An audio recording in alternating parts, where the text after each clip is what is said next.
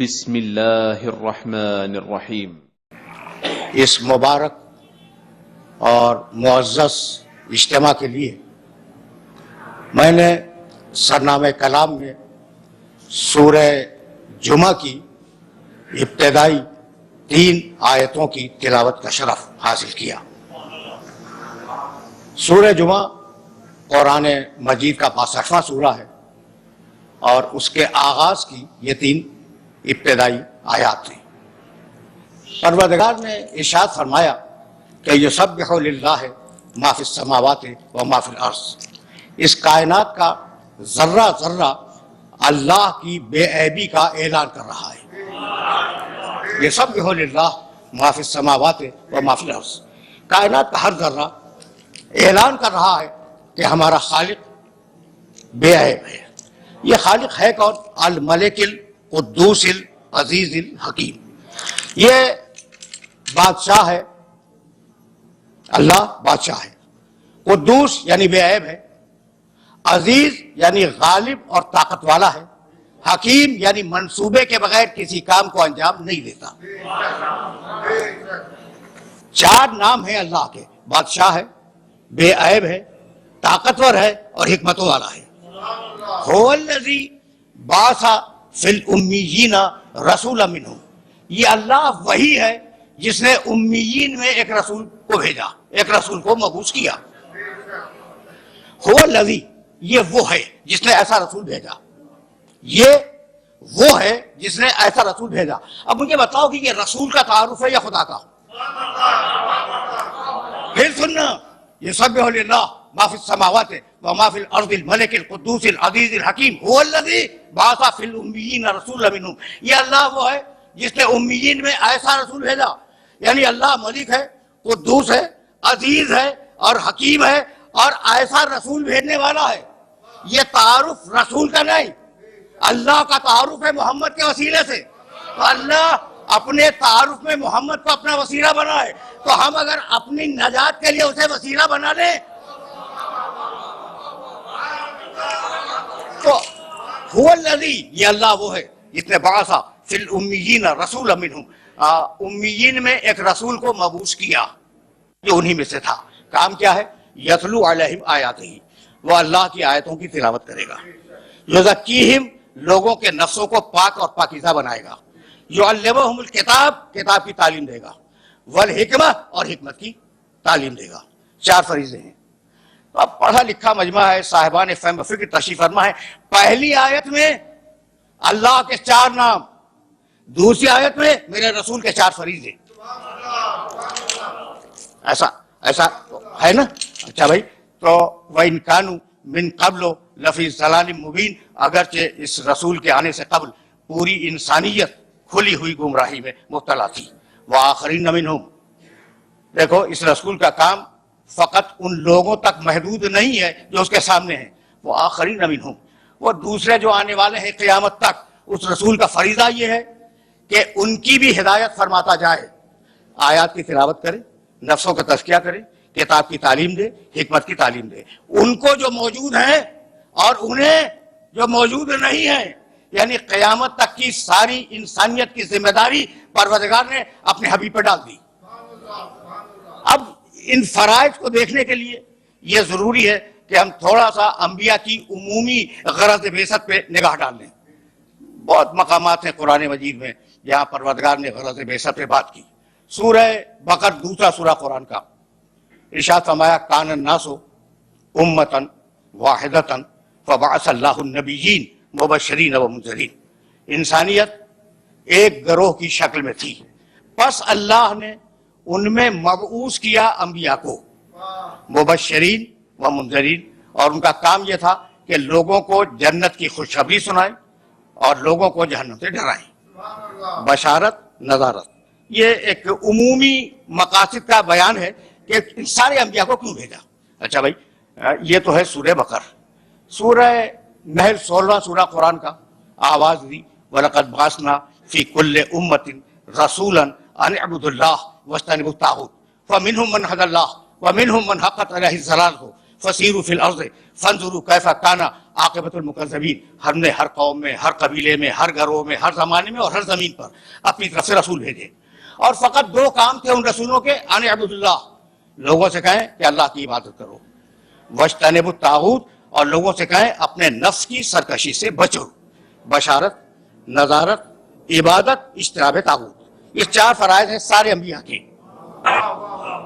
اور اب سورہ حدید 57واں سورہ قرآن کا، لقد ارسلنا رسلنا بالبینات وانزلنا معهم الکتاب والمیزان لیقوم الناس بالقسط. ہم نے اپنے رسولوں کو اس دنیا میں بھیجا، بالبینات دلیلیں دے کر بھیجا، اور ہم نے ان کے ساتھ ایک کتاب اتاری اور ایک ترازو اتاری.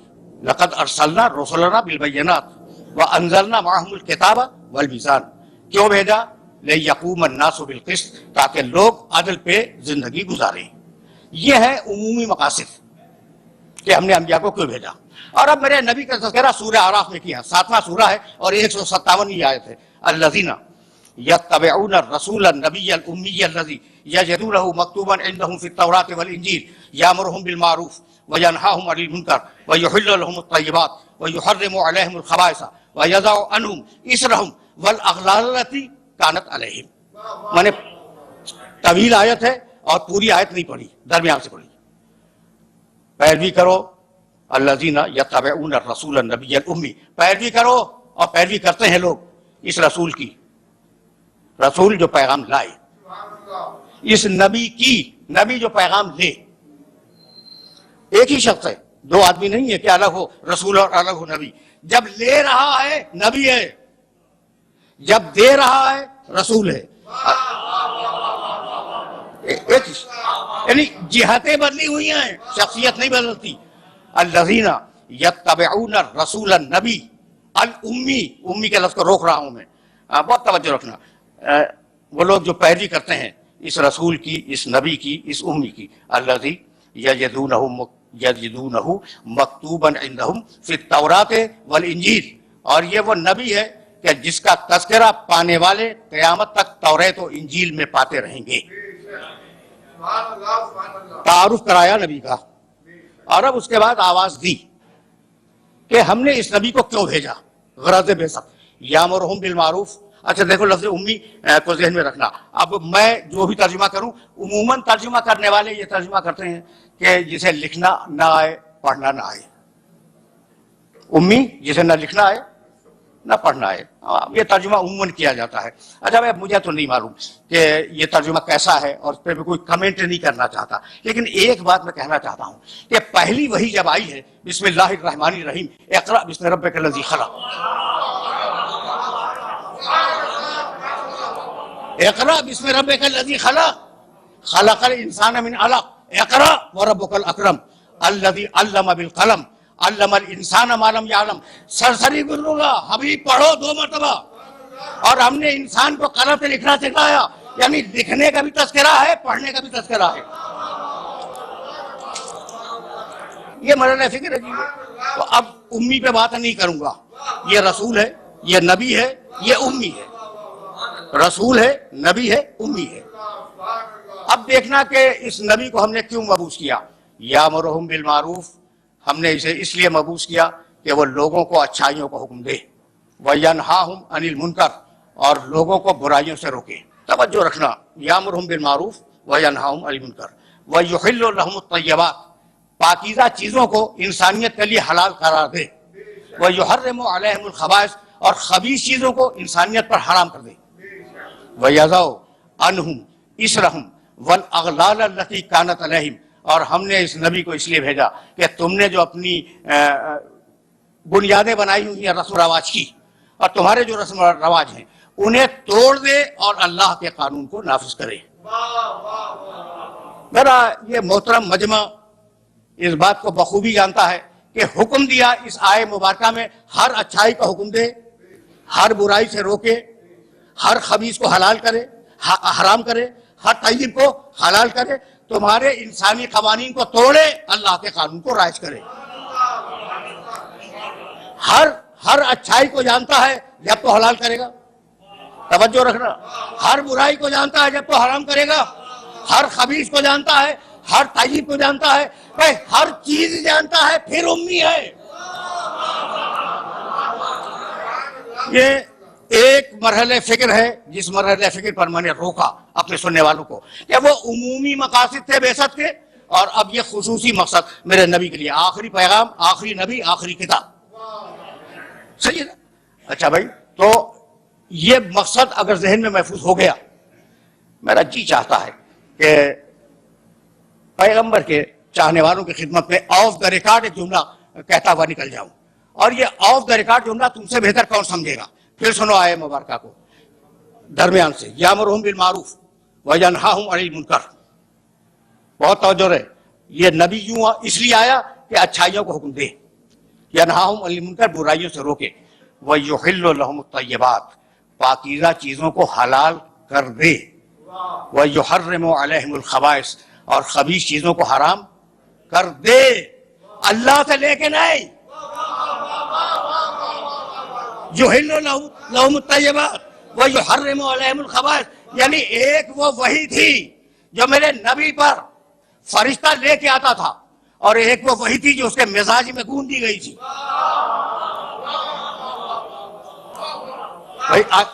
آیت کا مزاج تو یہی ہے، یحل لہم الطیبات ویحرم علیہم الخبائث، اور خبیث چیزوں کو حرام کرے خود، طیب چیزوں کو حلال کرے وہ خود۔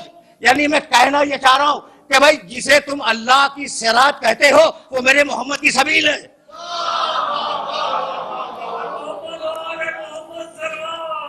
جسے تم صراط مستقیم کہتے ہو اور جسے سبیل الہی کہتے ہو، وہ واقعاً بنا ہوا کوئی راستہ نہیں ہے، میرا محمد قدم رکھتا جائے، راستہ بنتا جائے۔ یہ وہ باریک مرحلہ فکر تھا جہاں میں اپنے سننے والوں کو روکنا چاہ رہا تھا۔ اب واپس چلو اس آیے مبارکہ کی طرف جس میں غرض بعثت کو پھر بیان کیا گیا، هو الذی بعث فی الامیین رسولا منہم۔ ہم نے اس نبی کو امیین میں مبعوث کیا۔ جعل کے معنی ہے بنانا، انی جاعل فی الارض خلیفہ، میں زمین پر خلیفہ بنانے والا ہوں۔ جعل کے معنی بنانا، بہت توجہ رہے۔ یا داؤد انا جعلناک خلیفۃ فی الارض، داؤد ہم نے تجھے اس زمین پر خلیفہ بنا دیا۔ تو جعل کے معنی بنانا، باز کے معنی اٹھانا، یعنی نبی اس دنیا میں بنایا نہیں جاتا، نبی پہلے سے نبی ہوتا ہے، اسے بھیجا جاتا ہے۔ یہ جو 62واں سورہ ہے نا، سورہ جمعہ، اس سے پہلے سورہ 61واں سورہ صف، اس میں بھی پروردگار عالم نے ارشاد کیا، هو الذی ارسل رسولہ بالہدی ودین الحق، ہم نے بھیجا اس رسول کو، پہلے سے تھا رسول، اسے ہم نے دنیا میں بھیج دیا۔ اچھا بھائی، تو اب رسول آیا، رسول کے معنی پیغام لانے والا، سب کو معلوم ہے، اور اس کا ترجمہ اگر اردو میں ڈھونڈا جائے تو قاصد، اگرچہ قاصد بھی عربی لفظ ہے لیکن اردو میں جس معنی میں استعمال ہوتا ہے اسی معنی میں عربی میں لفظ رسول استعمال ہوتا ہے۔ اچھا بھائی، اور آسان کر لو، ایلچی۔ تو اب یہ کون ہے؟ اللہ کا ایلچی ہے، اور یہ پیغام لانے والا لکھا ہوا سر بمہر لفافہ لے کے نہیں آیا، یہ پیغام لایا ہے زبانی، ایسا ہے یا نہیں؟ اگر یہ سمجھ لو تو پھر میں آگے چلا جاؤں، اور یہ وہ مرحلہ فکر ہے جس مرحلہ فکر پر ذرا سی رسالت کھلے گی۔ سر بمہر لفافہ نہیں لایا کہ آپ اسے کھول کے پڑھ رہے ہیں، وہ زبانی پیغام لایا ہے، اس نے زبانی میسج لیا، اپنے ذہن میں رکھا، زبانی آپ تک پہنچایا۔ تو ایلچی کے لیے پہلی بات یہ ضروری ہے کہ اس میں پیغام کو ریسیو کرنے کی اہلیت ہو۔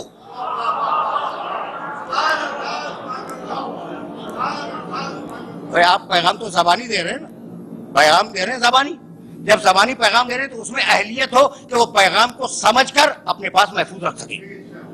پہلی ضرورت ایلچی کی۔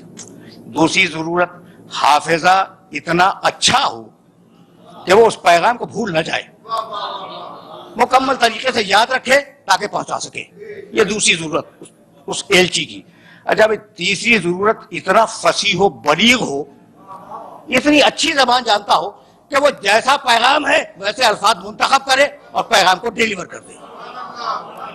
ٹھیک ہے نا؟ اچھا بھائی اب چوتھی اور آخری شرط سنو پیغام لانے والے کی. جن کے پاس پیغام لا رہا ہے ان میں اس کا اتنا اعتبار ہو کہ اسے سچا بھی مانتے ہوں, قابل اعتماد بھی مانتے ہوں. بھائی انہی شرطوں کا نام تو عصمت ہے. اسی مقام سے میں آگے لے جاؤں گا. ایسا پیغام جو پوری انسانیت کے لیے ہے, کسی گروہ کے لیے نہیں کہ مکے والوں کو پیغام دے دیا. وما ارسلناک الا کافۃ للناس, حبیب للناس, ناس کے معنی پوری انسانیت. حبیب ہم نے تمہیں رسول بنایا ہے پوری انسانیت کے لیے. اچھا بھائی رسول تو بننا ہی تھا, اس لیے کہ یہ اللہ کون ہے جو رسول بنا رہا ہے؟ بسم اللہ الرحمن الرحیم, قل اعوذ برب الناس ملک الناس الہ الناس. پوری انسانیت کا رب ہے, پوری انسانیت کا بادشاہ ہے, پوری انسانیت کا خدا ہے. اچھا بھائی جب پوری انسانیت کا ہے تو شہر رمضان الذی, بھائی قرآن کیا ہے؟ انزل فیہ القرآن ھدی للناس. یہ قرآن پوری انسانیت کے لیے ہدایت ہے. مجھے معاف کر دینا, بغیر پڑھے بات کرنے کا عادی نہیں ہوں. میری نگاہوں میں جو کتابیں الہامی کہی جاتی ہیں, جن کے متعلق کلیم ہے کہ یہ الہامی کتابیں ہیں, ان کتابوں میں دیکھ لینا, اور اگر نہ دیکھ سکو تو میں دکھلاؤں گا کہ ہر کتاب نے اپنی امت کو اور اپنی قوم کو خطاب کیا ہے. اے بنی اسرائیل, اے بنی اسرائیل کی گمشدہ بھیڑوں, اپنی قومیں مخاطب ہوئی. یہ اکیلی کتاب ہے قرآن جو پوری انسانیت کو مخاطب کرتی ہے. اچھا بھائی تو پوری انسانیت کا رسول ہے, کسی ایک قوم کا نہیں. یہ پوری انسانیت کا رسول ہے اور پیغام یعنی قرآن پوری انسانیت کا پیغام ہے. تو اس انسانیت میں جاہل بھی ہیں, عالم بھی ہیں, کم عقل والے بھی ہیں, زیادہ عقل والے بھی ہیں, ہر قسم کے افراد موجود ہیں. تو پیغام میں اتنی وسعت ہونی چاہیے کہ بقدر ظرف ہر انسان سمجھ سکے. اور پیغام اتنا وزنی ہے, توجہ رکھنا, پیغام اتنا وزنی ہے کہ اگر پہاڑ پہ اتار دیا جائے تو پہاڑ کے پرتے اڑ جائیں.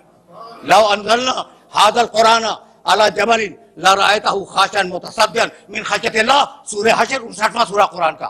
اس قرآن میں اتنی طاقت ہے اور اس قرآن میں اتنا ویٹ ہے, اتنا وزن ہے کہ اگر پہاڑ پہ اتار دیں تو پہاڑ کے پرخچے اڑ جائیں.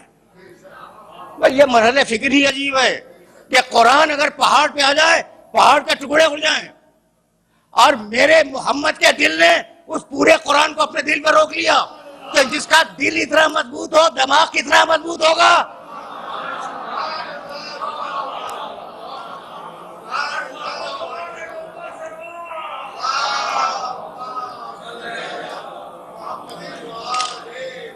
اب میں ایک جملہ کہنا چاہ رہا ہوں اور پڑھ کے بولتا ہوں. دیکھو بھائی ہمارے سامنے کچھ کتابیں وہ ہیں جن کے متعلق قرآن نے تصدیق کی کہ وہ الہامی ہیں, توریت, انجیل, زبور. اور کچھ وہ ہیں جن کتابوں کو ان کے ماننے والے الہامی سمجھتے ہیں. مثلا اوستا زرتشتیوں کی, ژند پاژند, مثلا گیتا, مثلا وید, مثلا قرآن, 18 قرآن ان کی مقدس کتابیں ہیں. ان کتابوں کو پڑھ ڈالو اور پھر قرآن کو پڑھو. تو دنیا وہ مذہبی ہو یا غیر مذہبی دنیا ہو پکار رہی ہے کہ بھائی جیسا قرآن ہے یہ کتابیں ویسی نہیں ہیں. یہ بالکل غیر مذہبی افراد جو فقط دور سے ایک تیسری فرد کی حیثیت سے قرآن مجید کو اور ان کتابوں کو دیکھتے ہیں, ان میں مستشرقین ہیں یورپ کے. وہ پڑھنے کے بعد کہتے ہیں کہ بھائی یہ قرآن تو ان کتابوں جیسا نہیں, توریت قرآن جیسی نہیں, انجیل قرآن جیسی نہیں, زبور قرآن جیسی کتاب نہیں ہے, وید, قرآن, ژند, پاژند, یہ ساری کتابیں, گیتا قرآن جیسی نہیں ہے. تو اب میں ایک سوال کرنا چاہ رہا ہوں کہ کتابیں قرآن جیسی نہیں ہیں اور قرآن لانے والا تم جیسا ہے.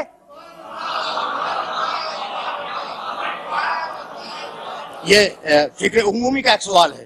تو بھائی اب اس کے کردار کو پروردگار عالم نے دلیل بنا کر پیش کیا.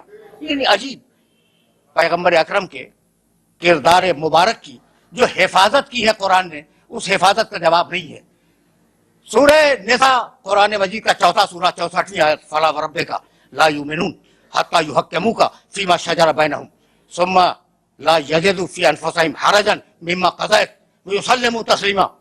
فلا وربک، تیور دیکھو قرآن مجید کی اس آیت کے، عجیب تیور ہے. اللہ مخاطب ہے اپنے حبیب سے، فلا وربک لا یؤمنون، حبیب تیرے اللہ کی قسم، تیرے اللہ کی قسم، لا یؤمنون، یہ زبانی کلمہ پڑھنے والے مومن نہیں ہیں. فلا وربک لا یؤمنون، یہ اس وقت تک مومن نہیں ہوں گے حتی یحکموک فیما شجر بینہم، جب تک کہ اپنے آپس کے اختلافات میں تجھ سے فیصلہ نہ کروائیں. کیا مقام ختم نبوت ہے کہ صرف کلمہ پڑھ دینا کافی نہیں ہے. مسلمان اس وقت بنو گے، مومن اس وقت کہلاؤ گے جب اپنے آپس کے جھگڑوں میں رسول سے فیصلہ کرواؤ. اچھا بھائی تم نے فیصلہ کروا لیا، فیصلہ کروا لینا کافی نہیں ہے. ثم لا یجدوا فی انفسہم حرجا مما قضیت، خبردار فیصلہ کروانے کے بعد رسول کے حکم پر کسی قسم کا شبہ طاری نہ کرنا، کسی قسم کا شبہ تمہارے دل میں نہ آنے پائے کہ یہ رسول نے کیا کہہ دیا. وَيُسَلِّمُوا تَسْلِيمًا، اور میرے محمد کے سامنے اپنے سر تسلیم کو خم کر دو. سمجھ نہیں آیا؟ اللہ کے آگے جھکنے کا نام ہے اسلام، محمد کے آگے جھکنے کا نام ہے تسلیم.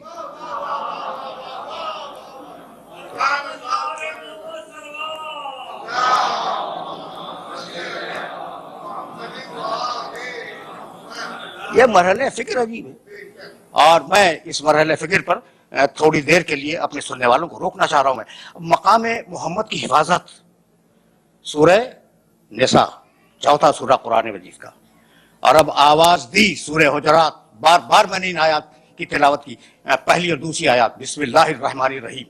یا ایھا الذین آمنوا لا تقدموا بین یدی اللہ ورسولہ واتقوا اللہ ان اللہ سمیع علیم. یا ایھا الذین آمنوا لا ترفعوا اصواتکم فوق صوت النبی ولا تجہروا له بالقول کجہر بعضکم لبعض ان تحبط اعمالکم وانتم لا تشعرون. اے ایمان لانے والو، خدا اور رسول سے آگے بڑھنے کی کوشش نہ کرنا، یعنی حکم خدا اور رسول سے آگے نہ بڑھنا، جو کہہ دے اسے مان لو. ٹھیک. دوسری آیت یا ایھا الذین آمنوا لا ترفعوا اصواتکم فوق صوت النبی. اے ایمان لانے والو، اپنی آواز کو میرے نبی کی آواز پر بلند نہ کرنا. پروٹوکول ہے میرے نبی کا، یہ میرے نبی کا پروٹوکول ہے کہ اس کی آواز پر اپنی آواز کو بلند نہ کرنا. اس کے بعد کا ٹکڑا پڑھوں، وَلَا تَجْهَرُوا لَهُ بِالْقَوْلِ كَجَهْرِ بَعْضِكُمْ لِبَعْضٍ. خبردار میرے نبی کو اس طریقے سے نہ پکارنا جیسے تم اپنے دوستوں کو پکارتے ہو. سن لیا تم نے؟ سن لیا؟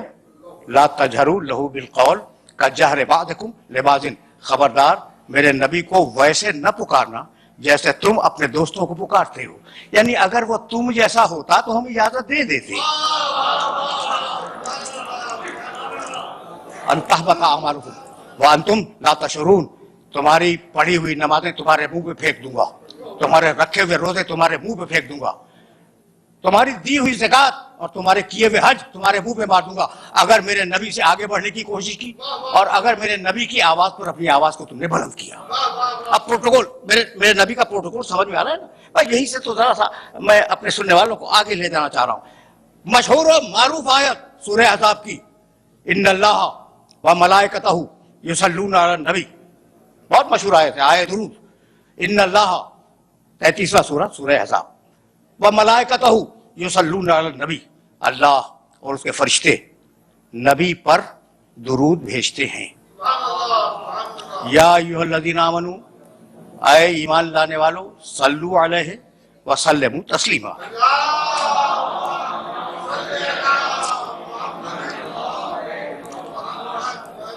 اے ایمان لانے والو، تم بھی اس پہ درود بھیجو اور اس کے آگے اپنے سر تسلیم کو خم کر دو. قرآن کا کوئی لفظ بے مصرف نہیں ہے.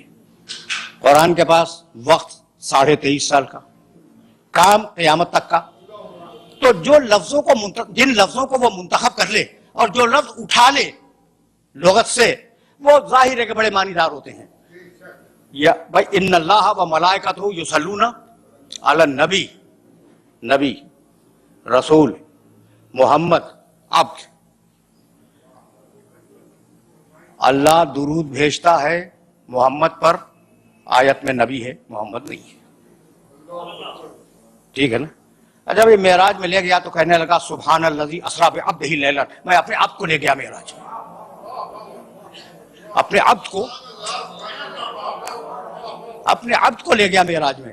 تو محمد ولادت کے وقت نام رکھا گیا، معراج میں گئے اب کہلائے، ٹھیک ہے نا؟ اچھا پھر رسول بنے، جب اعلان بعثت کیا تھا رسول بنے، تو درود، بھائی توجہ رہے، محمد پہ نہیں، درود رسول پہ نہیں، درود عبد پہ نہیں، درود نبی پر۔ اب سوچنے والی بات ہے کہ یہ لفظ نبی کو منتخب کیوں کیا؟ درود بھیجتا ہے محمد پر، نہیں، درود پھر اس دن سے ہوتی جس دن محمد دنیا میں پیدا ہوئے۔ اللہ اور اس کے فرشتے درود بھیجتے ہیں رسول پر، اس دن سے درود ہوتی جس دن سے اعلان رسالت کیا، ٹھیک؟ اچھا ابھی اگر کہہ دیتا کہ اللہ اور اس کے فرشتے عبد پر، عبد کے معنی بندہ، عبد پر درود بھیجتے ہیں، تو معراج کی رات سے درود شروع ہوتی، ٹھیک ہے یا نہیں؟ پھر ایک مرتبہ زحمت اور دینا چاہ رہا ہوں، محمد ولادت کے دن سے، رسول بعثت کے دن سے، عبد معراج کی رات سے رکھا۔ ان اللہ و ملائکتہ یصلون علی النبی، اب جب سے نبی ہے تب سے درود ہے، کب سے نبی ہے؟ کنت نبیا و آدم غیر ماء والطین۔ کیا پروٹوکول ہے اس نبی کا؟ اب میرے پاس اردو میں کوئی لفظ نہیں تھا، اس لیے میں نے یہ انگریزی کا لفظ استعمال کیا۔ کیا پروٹوکول ہے؟ یعنی موسیٰ علیہ السلام نہیں آیا کہ جب ان کا نام لو درود بھیجو، نہیں ہے۔ عیسیٰ علیہ السلام کے لیے درود کا تذکرہ انجیل میں، چاروں انجیلوں میں، اس کے علاوہ بھی 4 انجیلوں کے علاوہ بھی انجیلیں پائی جاتی، کہیں نہیں ہے۔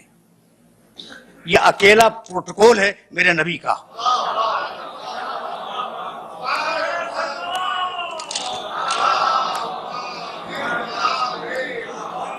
وذکر 19واں سورہ فی الکتاب مریم اذ انتبذت من اہلہا مکانا شرقیہ، حبیب اپنی کتاب میں مریم کا تذکرہ کرو۔ اب میں آیات نہیں پڑھوں گا۔ مریم اپنے رشتہ داروں سے ہٹ کر مشرقی علاقے میں چلی گئی، اور جب وہ مشرقی علاقے میں گئی تو اس نے پردہ کھینچ لیا اپنے اور رشتہ داروں کے درمیان۔ جب پردہ کھنچ گیا، ارسلنا الیہا روحنا، ٹکڑے پڑھنا ہو آیات کے، فتمثل لہا بشرا سویا، ہم نے اپنے فرشتے کو بھیجا اور وہ فرشتہ انسانی پیکر میں مریم کے سامنے آیا۔ مریم گھبرا گئی، گھبرا کے کہنے لگی کہ میں اللہ کی پناہ چاہتی ہوں۔ یہ تو کہاں سے آ گیا؟ کہا مریم مت گھبراؤ، انما انا رسول ربک لأہب لک غلاما زکیہ، مریم مت گھبراؤ، میں کوئی انسان نہیں ہوں، بشری پیکر میں آیا ہوں، میں تو تمہارے رب کا رسول ہوں، اور تمہیں خوشخبری سنانے آیا ہوں کہ تمہیں ایک پاکیزہ بچہ عطا ہوگا۔ بچہ پیدا ہوا، توجہ رہے، اس لیے کہ میں بہت دور جاؤں گا اور میرے پاس تھوڑا سا وقت ہے، اسے بہت کارآمد کرنا چاہ رہا ہوں۔ بچہ پیدا ہوا، قرآن میرے پاس وقت ہوتا تو میں ساری آیتیں آپ کی خدمت میں پیش کرتا۔ بچہ پیدا ہو گیا، جب بچہ پیدا ہو گیا تو مریم کمزور تھی، ابھی بچے کی پیدائش ہوئی ہے، حزی الیک بجیزی نخلت تو ساقط علیک رطبا جنیہ، مریم تم کمزور ہو نا، یہ جو کھجور کا درخت ہے جس کے نیچے تم بیٹھی ہوئی ہو، ہلاؤ، جب ہلاؤ گی تو تمہارے اوپر تازہ کھجوریں گریں گی، رطبا جنیہ، تازہ کھجوریں۔ بھائی توجہ رکھنا، تازہ کھجوریں گریں گی۔ کس دن گریں گی؟ 25 دسمبر کو تازہ کھجوریں، جو خرموں کے پکنے کے دن ہی نہیں ہیں، تازہ کھجوریں گریں گی، انہیں کھاؤ اور اپنی طاقت کو بحال کرو۔ پھر آگے مریم بچے کو گود میں لے کے چلی، جب وہ شہر ناصرہ کے چوک پہ بچے کو گود میں لیے ہوئے آئیں تو پاکیزہ مریم، کنواری مریم، طاہرہ مریم، مطہرہ مریم، وہ بوڑھے یہودی جو وہاں بیٹھے ہوئے تھے انہوں نے کنواری مریم کی گود میں بچہ دیکھا تو کہنے لگے یا اخت ہارون ما کان ابو کمرا سوئن وما کانت امک بغیہ، اے ہارون کی بہن تیری ماں بھی اچھی تھی تیرا باپ بھی اچھا تھا، تو بچہ کہاں سے لے آئی؟ تو یہ بچہ کہاں سے لے آئی؟ اب یہ جملہ ہے نہیں، یہ میں سمجھانے کے لیے کہہ رہا ہوں، تیری ماں بھی اچھی تھی تیرا باپ بھی اچھا تھا، یہ بچہ فاشارت الیہ، مریم نے اشارہ کیا گود کے بچے کی طرف۔ میرے عزیزو، میرے دوستو، میں آپ کے سامنے یہاں موجود ہوں، ٹھیک؟ آپ نے مجھ سے کوئی سوال کیا اور میں نے، میری گود میں بچہ ہے، فرض کر لیں تھوڑی دیر کے لیے میری گود میں 2 دن کا 2 ہفتے کا کچھ چھوٹا سا بچہ ہے، آپ نے مجھ سے سوال کیا کوئی علمی سوال، میں نے کہا اس بچے سے پوچھ لیں، تو اب 2 صورتیں، اپنی مثال دے رہا ہوں، 2 صورتیں، میں نے کہا بچے سے پوچھ لیں، ٹھیک ہے نا؟ تو یا تو میں پاگل ہوں اور یا پھر مجھے یقین ہے کہ بچہ بولے گا۔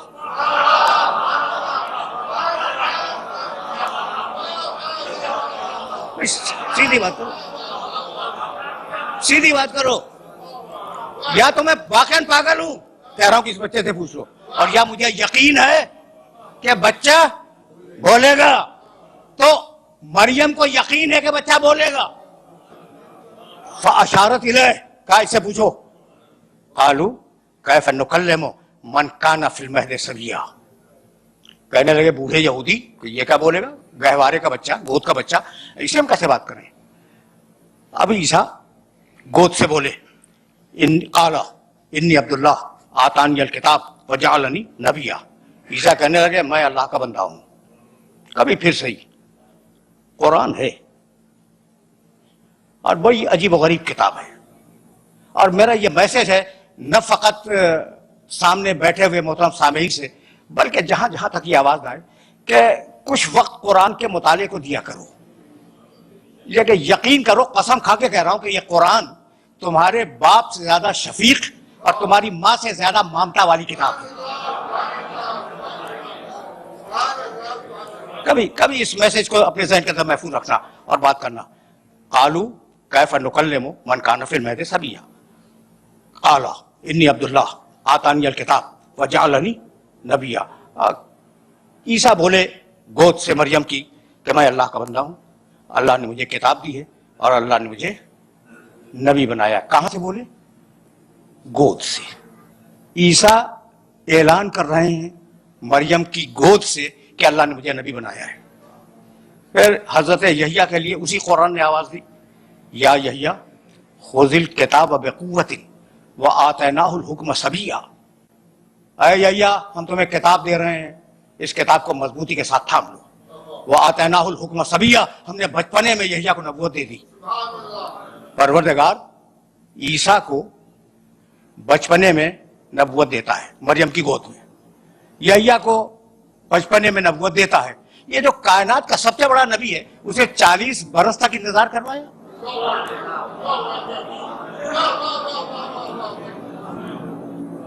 سوال ہے یا نہیں ہے بھائی؟ پیدائش کے وقت اناؤنسمنٹ ہو جاتا ہے یہ بچہ نبی ہے، ٹھیک ہے نا؟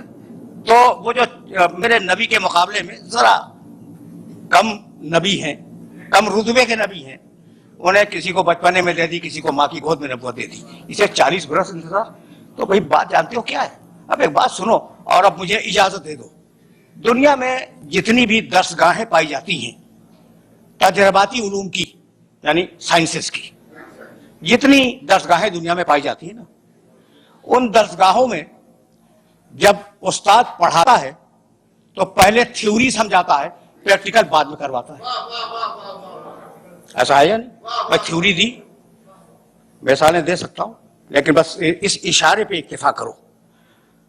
تھیوری دی، اسے نظریہ سمجھایا اور نظریہ سمجھا کر ڈیمونسٹریٹ کیا اپنی لیب میں لے جا کے۔ تو دنیا کا طریقہ کیا ہے کہ پہلے نظریہ بتلائے پھر عمل کروائے۔ قدرت کے کام اس کی شان نرالی ہے، اس کے کام الگ ہیں۔ تم کرتے ہو پہلے نظریہ بتلاؤ پھر عمل کرواؤ، ہم اس کا الٹا کریں گے، پہلے محمد سے 40 برس عمل کروائیں گے اور پھر قرآن کا نظریہ نازل کریں گے۔ اب دونوں کو ملا کے دیکھ لو، جیسا میرا محمد ویسا قرآن، جیسا قرآن ویسا محمد۔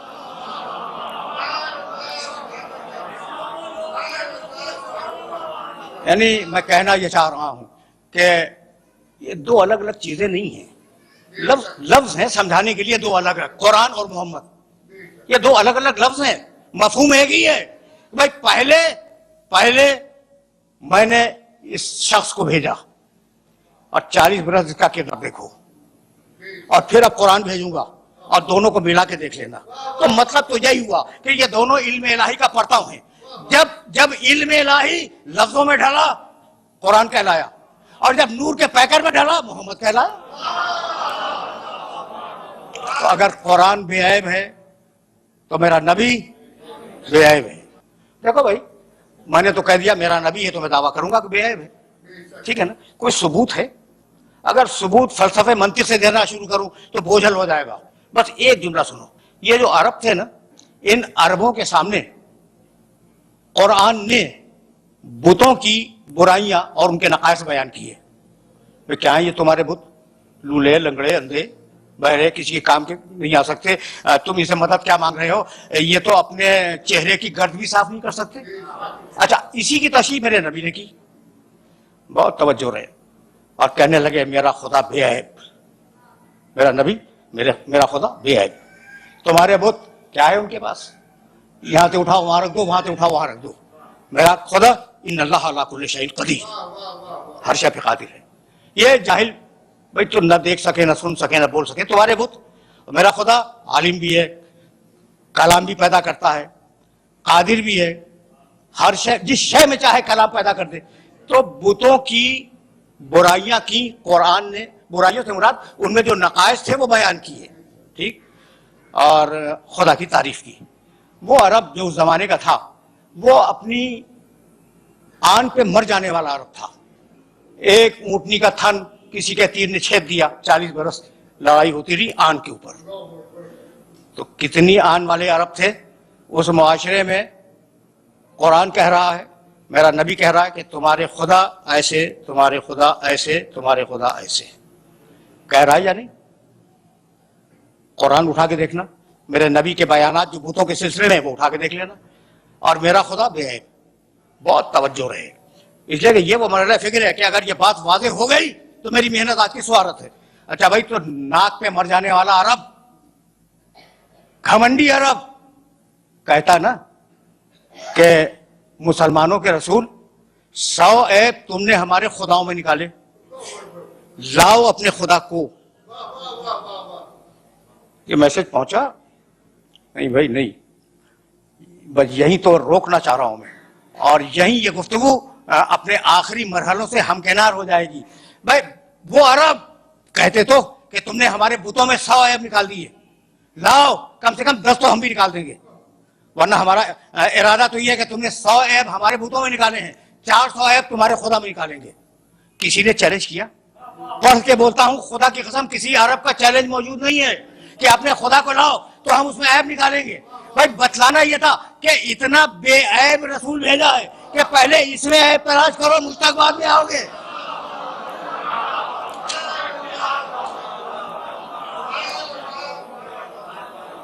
حقیقت یہ ہے کہ کوئی نبی کائنات کا، مجھے معاف کر دینا، میں تو قرآن کے فریم ورک میں باتیں کر رہا تھا، میرے نبی کے مقابلے میں کھڑا نہیں ہو سکتا۔ مشکل ہے، مشکل نہیں، ناممکن ہے۔ سورہ مائدہ 5واں سورہ قرآن کا، بس یہ سن لو اور مجھے اجازت دے دو۔ 5واں سورہ، اور اس سورے کی 110ویں آیت جا کے ضرور دیکھنا۔ وَإِسْتَخْلُقُ مِنَ الطِّينِ كَهَيْئَةِ الطَّيْرِ بِإِذْنِي فَتَنْفَخُ فِيهَا فَتَكُونُ طَيْرًا بِإِذْنِي وَإِذْ تُبْرِئُ الْأَكْمَحَ وَالْأَبْرَصَ بِإِذْنِي وَتُخْرِجُ الْمَوْتَى بِإِذْنِي۔ اس پڑھے لکھے مجمع میں اذن کا ترجمہ کرنے کی ضرورت نہیں ہے، اذن کے معنی اجازت، ٹھیک، ترجمہ کرو، ترجمہ کرو۔ وَإِسْتَخْلُقُ مِنَ الطِّينِ كَهَيْئَةِ الطَّيْرِ بِإِذْنِي۔ عیسیٰ اس وقت کو یاد کرو جب تم گیلی مٹی اٹھا کر پرندے کی شکل بناتے تھے، بے اذنی، میرے اذن اور میری اجازت سے۔ فَتَنْفَخُ فِيهَا فَتَكُونَ طَيْرًا بِإِذْنِي، تم نے اجازت تو لے لی، پھر تم نے پھونک ماری، پرندہ اڑ گیا میرے اذن اور میری اجازت سے۔ بڑا نبی ہے، صاحب شریعت، حضرت عیسیٰ علیہ السلام صاحب شریعت، اولو العزم، اور آج تک زندہ ہے، چوتھے آسمان پہ۔ بھائی کیا ہے؟ اذن دے مالک، مٹی اٹھائی، اذن دے پرندہ بناؤ، اذن مل گیا، پرندہ بنا لیا، اذن دے پھونکو، اذن مل گیا، اور اذن الہی سے پرندہ اڑ گیا۔ وَإِذْ تُبْرِئُ الْأَكْمَحَ وَالْأَبْرَصَ بِإِذْنِی، عیسیٰ تم نے کوڑھی انسان کو اچھا کیا میرے اذن اور میری اجازت سے، والابرص جسے سفید داغ ہو جائے تم نے اسے اچھا کیا، ٹھیک ہے، سورہ مائدہ 5واں سورہ 110 آیت، تم نے اچھا کیا میرے اذن اور میری اجازت سے۔ آخری ٹکڑا، عیسیٰ تم نے مردوں کو بھی زندہ کیا، کوئی شک نہیں ہے، یہ اذنی، میرے اذن سے۔ اتنا بڑا نبی اپنی مرضی سے کام نہیں کر سکتا، قدم قدم پہ اذن مانگنے کا محتاج ہے۔ آخری جملہ، قدم قدم پر اذن مانگنے کا محتاج ہے۔ اذن مانگا، مٹی اٹھائی، اذن مانگا، پرندہ بنایا، اذن مانگا، پھونک ماری، اذن الہی سے پرندہ اڑ گیا۔ کوڑھی کو اچھا کرنا ہوا، اذن مانگا، مبروس کو اچھا کرنا ہوا، اذن مانگا، مردے کو زندہ کرنا ہوا، اذن مانگا۔ یہ ہے سارے نبی، 1,23,999 نبی۔ اور اب میرا نبی، سورہ احزاب 35واں سورہ، یا ایھا النبی انا ارسلناک شاہدا ومبشرا ونذیرا وداعیا الی اللہ باذنہ۔ حبیب ہم نے تجھے اپنا پورا اذن دے دیا، اب تجھے بار بار اذن مانگنے کی ضرورت نہیں ہے۔ سورج پلٹا لے تیری مرضی، چاند کو توڑ دے تیری مرضی، ستارے کو اتار لے تیری مرضی، گو سے کلمہ پڑھوا لے تیری مرضی، سنگریزے سے تسبیح کروا لے تیری مرضی، کسی کو کندھے پہ بلند کر لے تیری مرضی، کسی کو سینے سے لگا لے تیری مرضی۔